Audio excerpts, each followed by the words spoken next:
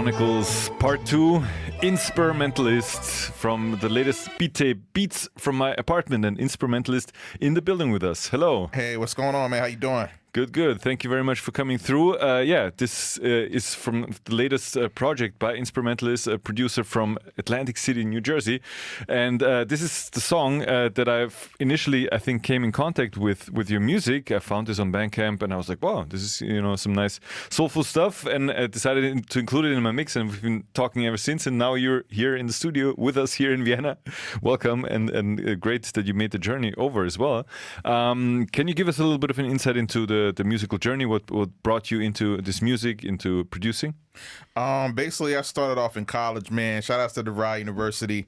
I started writing raps and stuff first, and I really didn't have any beats or anything to record to at the time. So a couple of my friends that I went to college with got me into production, started on FL Studio 5 and SoundForge and things like that. So I've been at it for a while, man, roughly since about 2006. Okay, on Bandcamp it goes back about 10 years, but I guess you first just cut your teeth and, it's not all out in the world for people to listen to. But so the rapping part of it slowly kind of is less important now. You actually focus more on the beats now. Yeah, I focus more on production right now at the moment, just working with a whole bunch of different artists and stuff, producing for them and stuff like that. Occasionally I'll get in my bag and start writing raps and stuff again, but mainly I've just been focused on production at this point, man. Yeah. And how is the scene? We don't know much about like Atlantic City in terms of the hip hop that comes out of there. What are the big artists coming out of there, or the area anyway? Well, I've only been living in Atlantic City for a few years. We got like a little bit of a scene there. I actually just hosted an event called Beats in the Park in April, and I had a few artists come out. They weren't from Atlantic City, but they were basically from all over Jersey, and I also had artists from Philly come as well. Okay. So we got a little bit of a scene out there, and I'm trying to actually build it up out there by doing these these events every spring. Okay, so this is going to be some beats picnic, basically. Yeah, basically for producers, rappers, singers, poets, all types of stuff. And what are these artists that you work with? Can you name some names of that? Yeah, a couple artists I work with. Shout out to my man Commotion. Shout out to my boy Eternal Rhyme. Shout out to my boy Illogic, and shout out to my homegirl Bray as well. Okay, nice. You gotta send us some of these songs as well. Yeah, definitely. Of the Inspirmentalist production, we have another song here. This is from the beat tape before the last one. This is called In Brian's Headphones. That's the name of the tape. Brian's Headphones 2. In Brian's Headphones 2, exactly. Mm-hmm. That's what it is. And we are listening here to the song I Deserve. Yeah.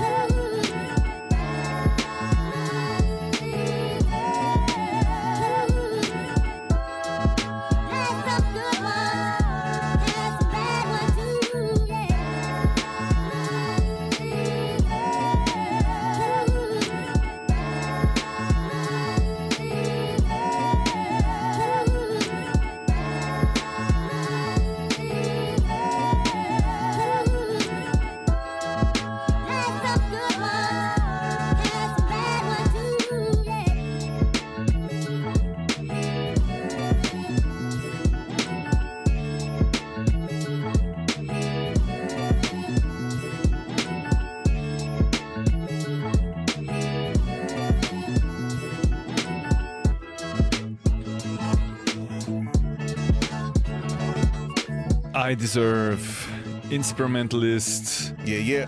From the In Brian's Headphones 2 beat tape. All of these are on inspirmentalist.bandcamp.com.